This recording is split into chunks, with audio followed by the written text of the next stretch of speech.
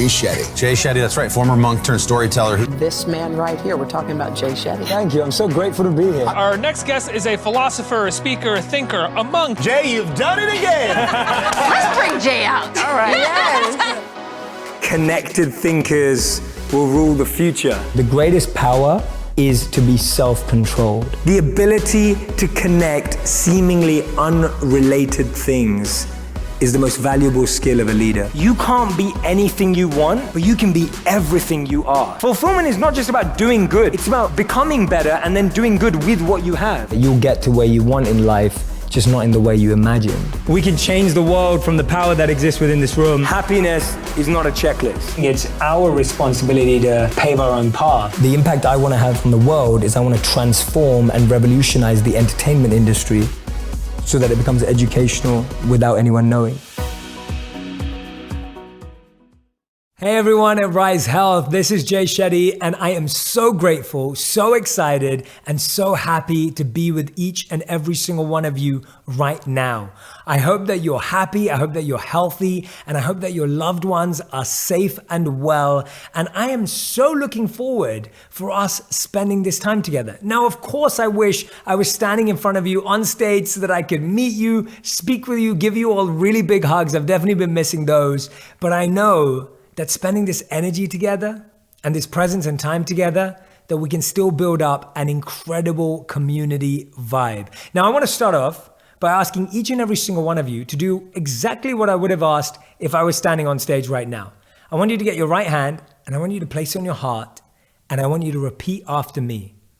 I am exactly where I need to be. Go. Okay, great. This time I want you to mean it. So do it again. I am exactly where I need to be. Go.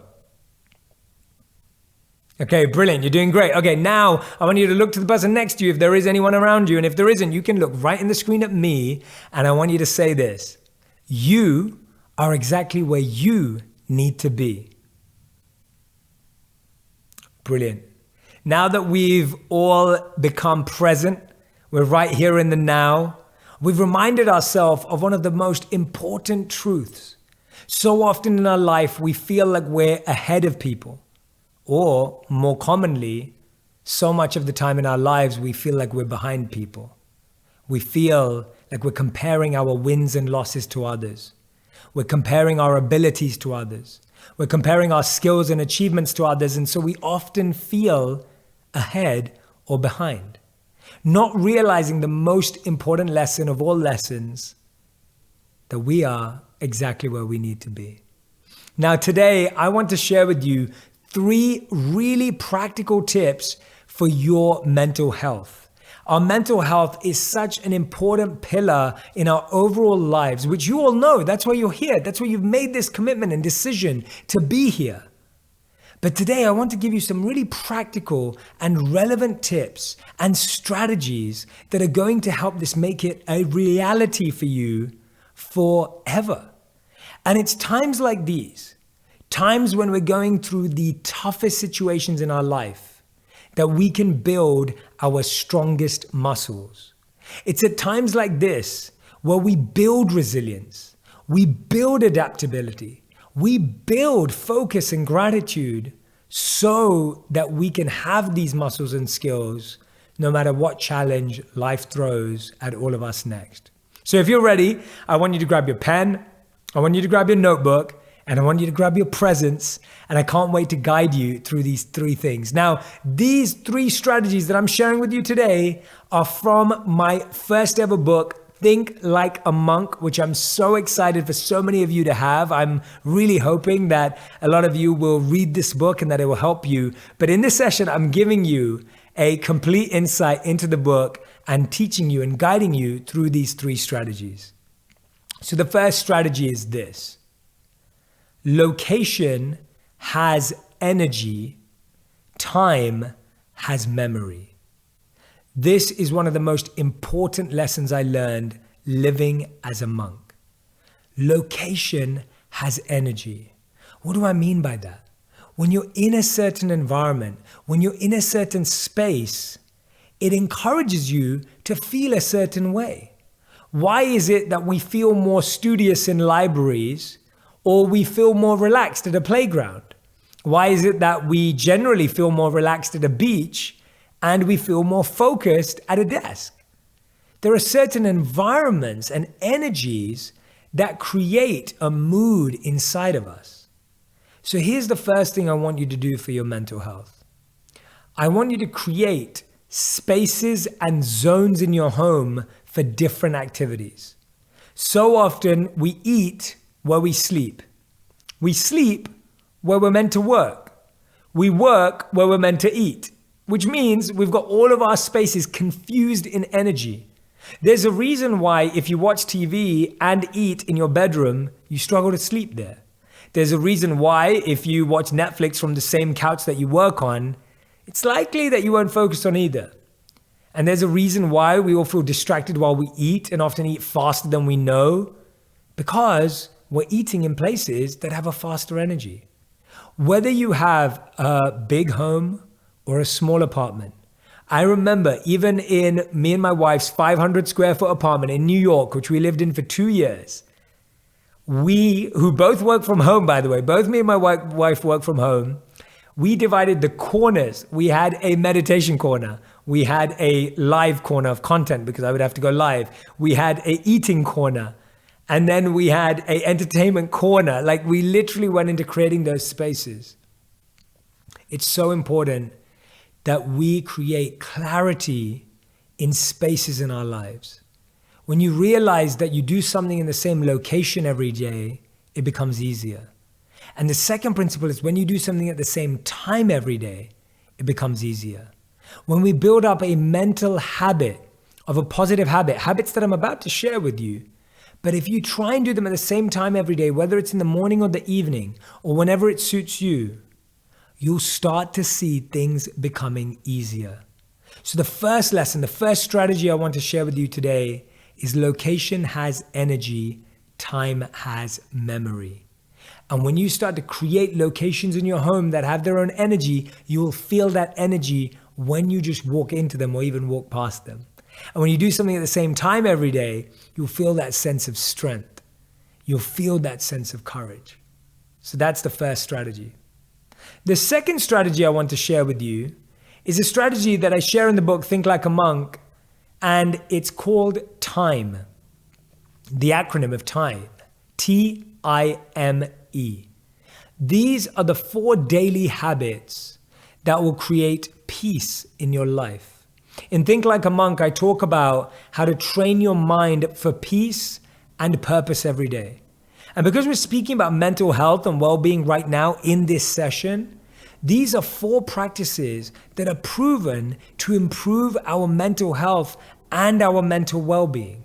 So if you're ready, write down T-I-M-E, and I'm going to walk you through each and every one of those parts of the acronym. T stands for thankfulness. Thankfulness is such an important value, quality, and belief in our life. What does it mean to be truly thankful?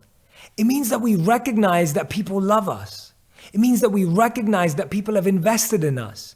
It means that we recognize that there are things in our lives that are gifts, that are blessings, that are incredibly moving experiences that we feel really grateful to have. Now, here's the thing about thankfulness. We've heard a lot about feeling thankful or being grateful. But really, the true power of gratitude and thankfulness is in expressing it. When you feel gratitude or you feel thankful and you share it with someone, it is a different experience. So I want you to write down, today, I want you to think of one person that you're going to express gratitude to. I want you to think of one place that you're grateful for. Maybe a place you visit or a place you have visited. And I want you to think of a project in your life that you're thankful for. A person, a place, and a project. I want you to do that afterwards. But for now, listen to this message. When we're thankful, it's not just about feeling it. It's not just about expressing it. It's about expressing it specifically. So there are three elements inside gratitude and thankfulness: feeling, expressing, and specificity. I'll give you an example. Let's say you throw a birthday party or an event or a dinner at your home and all your friends come over, right? All your friends turn up. And then the morning after this amazing event that you had, you receive two messages. One is from your friend called Karen, and one is from your friend called Julie, right? Karen and Julie, not picking on any particular people or any particular names, just the two that came to my mind. And imagine that Karen messages you and says, "Thanks for yesterday, it was great." That's it. And now let's say Julie messages you and says, "Thank you so much for yesterday. It was amazing. I love the games we played. And oh, the food was just out of this world. Thank you so much for putting in all that effort and creating such an amazing experience for us. We really missed everyone during this time." Which one brings you greater joy and greater pleasure? Be honest, A or B? I'm guessing for 99% of people, unless someone's trying to be awkward, it's B, right? B, because you know why that person was happy.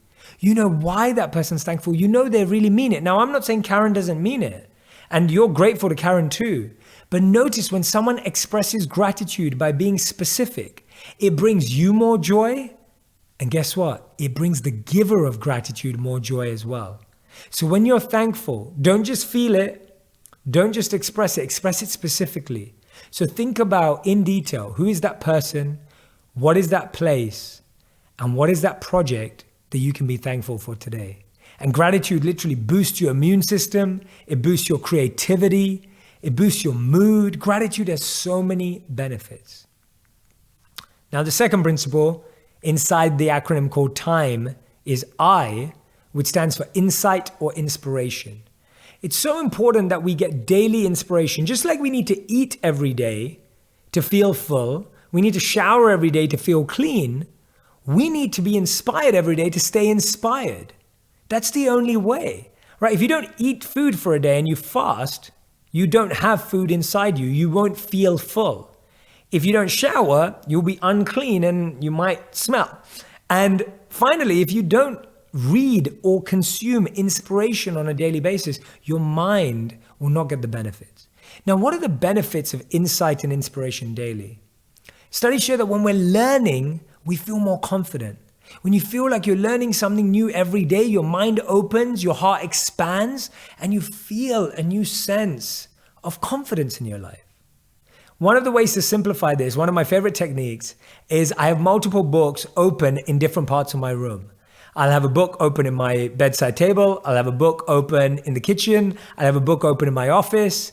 And so I'm forced when I walk into that space to just read one line or even just read one paragraph.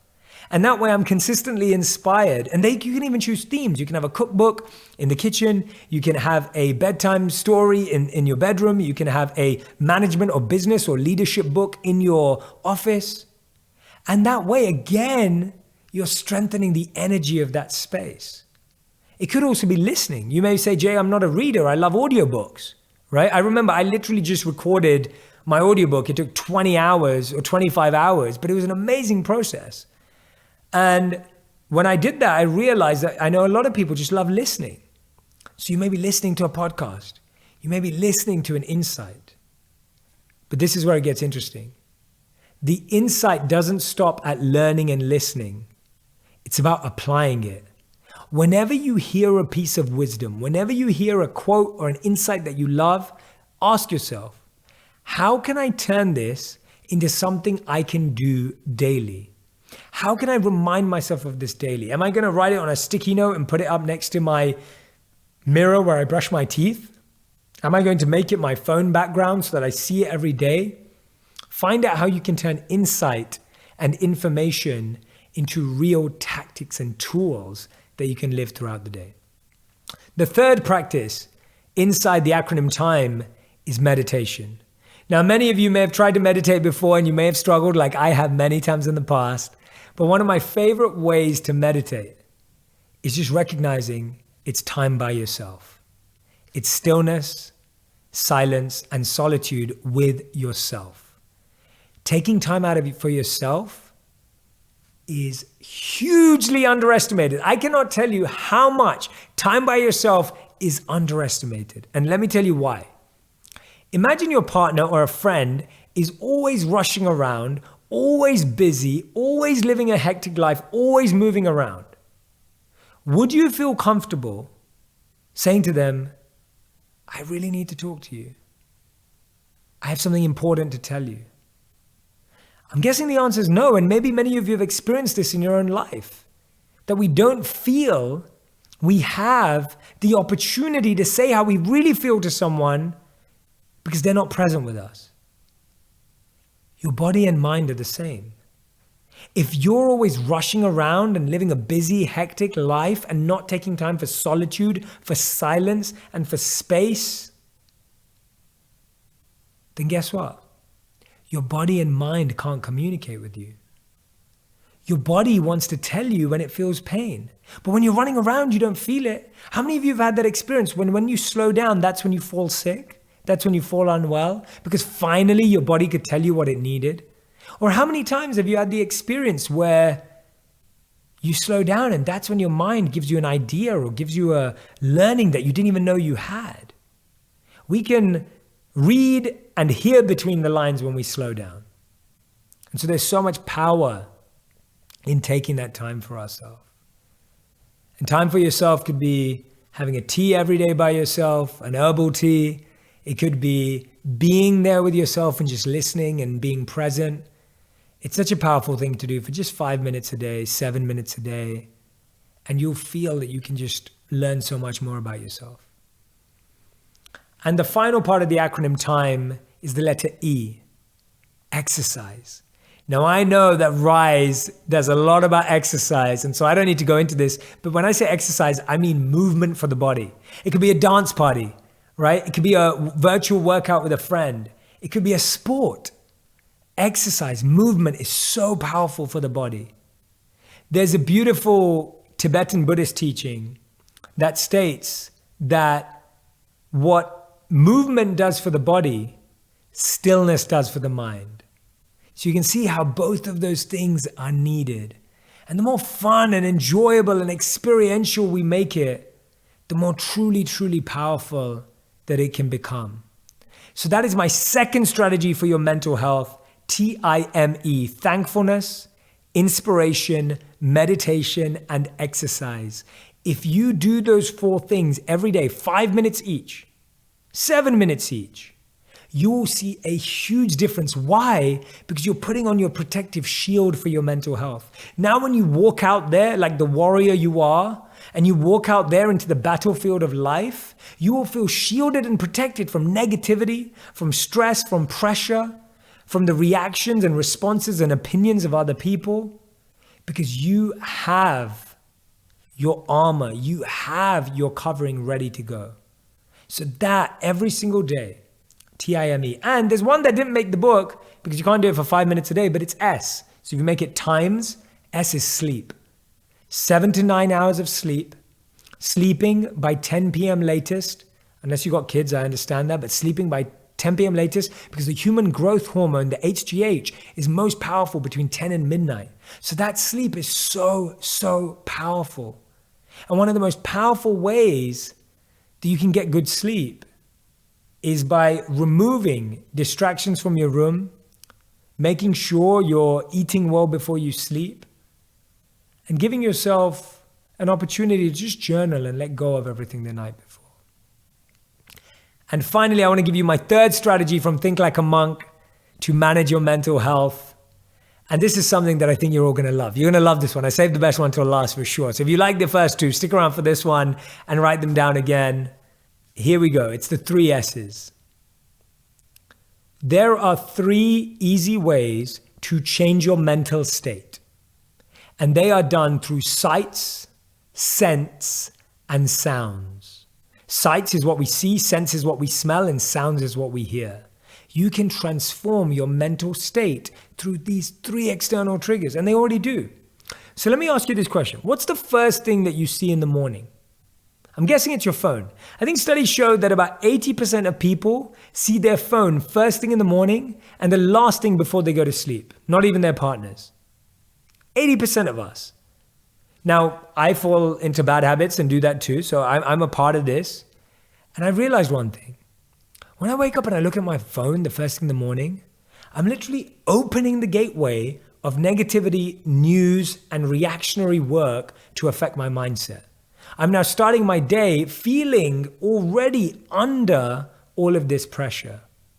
Whereas when I wake up in the morning and I just read a quote that inspires me, or I wake up in the morning and I see a painting that makes me feel excited, or I see a picture of a loved one that brings warmth and joy to my heart and my intention and my purpose. That's such a powerful way of waking up. So change the first thing that you see in the morning. Change it to be something intentional and something that you want to see that inspires you and brings you joy and brings you to life. The second S is sense. Now, there's something about sense. Like imagine you smell your favorite food, whatever it is. Tell me what your favorite food is. But if you think about your favorite food, as soon as you smell it, you can taste it. You can feel it inside of you. Like it's already there. You're experiencing it. Scent is so powerful. It's underrated. Why is it that when you walk into a spa or a massage spa that you feel relaxed? Because you just inhaled eucalyptus, lavender, or sandalwood, or one of those things, and naturally just by inhaling you feel calm. Ask yourself, what diffusers, what candles, what essential oils can you have in different places in your room to give you different feelings? Literally, the response of essential oils can be almost instant when you're feeling anxiety, you're feeling stress in your life. I really love it as a calming and a natural technique. It's even powerful in your shower to just have eucalyptus so you can get a natural steam. It's phenomenal. It's a great experience. So think about the scents in your life and how you can design those scents. And the third is sound designing your life. Whoa, we all know sound can change our life. We feel like dancing to certain music, feel like crying to certain music. We feel joyful in certain music. Sound can literally transform the way we feel. But we don't sound design our life enough. How many of us still wake up to an alarm? I say that because why do you want to wake up to something that's alarming, that's shocking, that's jolting? We should wake up to something that's easing, that's energizing, that's enlivening. Change the sound you wake up to. Sound is so powerful. When I lived in New York City for 2 years, I would feel exhausted sometimes by the end of the day, and I realized that it was because of one thing, and I started researching. It was this thing called cognitive load. Cognitive load is your brain's ability is trying to solve unsolvable sound or irrelevant or insignificant sound. So like drilling, construction work, gossip, news on in the background. What insignificant sound do you have your ears exposed to throughout the day? And how could you switch it for great music, your favorite song in the kitchen to cook to, your favorite song to fall asleep to, your favorite frequency to hear when you're trying to meditate or pray or whatever it may be for you? How powerful is it that we can transform our life and how we feel through the changing of sounds? Notice how I've shared with you really practical things you can change outside of yourself that have a big impact on who you are, where you're going, and what you're doing. And these 3 strategies I've shared today, the first one, location has energy, time has memory. The second one, TIME, thankfulness, insight, meditation, exercise, and I added sleep. And the final one, sights, sense, and sounds. These are 3 strategies to boost your mental health so that you feel protected, you feel cared for and loved for, and you feel at ease when you most need it. My simple hope for everyone in 2020 is that you allow yourself the ability to think like a monk and train your mind for peace and purpose every day. Imagine a world where we're living with compassion, working with purpose, and feeling like the best versions of ourselves. That's a world that is possible for all of us. That is a world where we become the best person, the best partner, the best parent for the people around us. And it's a world where we access our monk-like mind that we all have. And I want to leave you with one last message. If you've been lacking clarity, if this has been a really tough year for you, which I'm sure it has been for all of us in so many different ways, visualize this. Imagine the year 2030, 10 years from now. or the year 2040 or 2050, 20 or 30 years from now. And imagine that your kids or grandkids are learning about 2020 in their history class. They come home from school and they say they've got an assignment from their teacher. Their assignment from their teacher is to ask their parents or grandparents what they were doing in 2020 or what they did in 2020. Ask yourself, what answer do you want to give your children or grandchildren about what you did, how 2020 was, in a way that fills them with hope? And whatever you want your answer to be to them, that's your answer to yourself of what you need to do today, right now. I wish you all the best mental health and well-being. I pray for you. I put meditations in for you, for each and every single one of you watching this right now.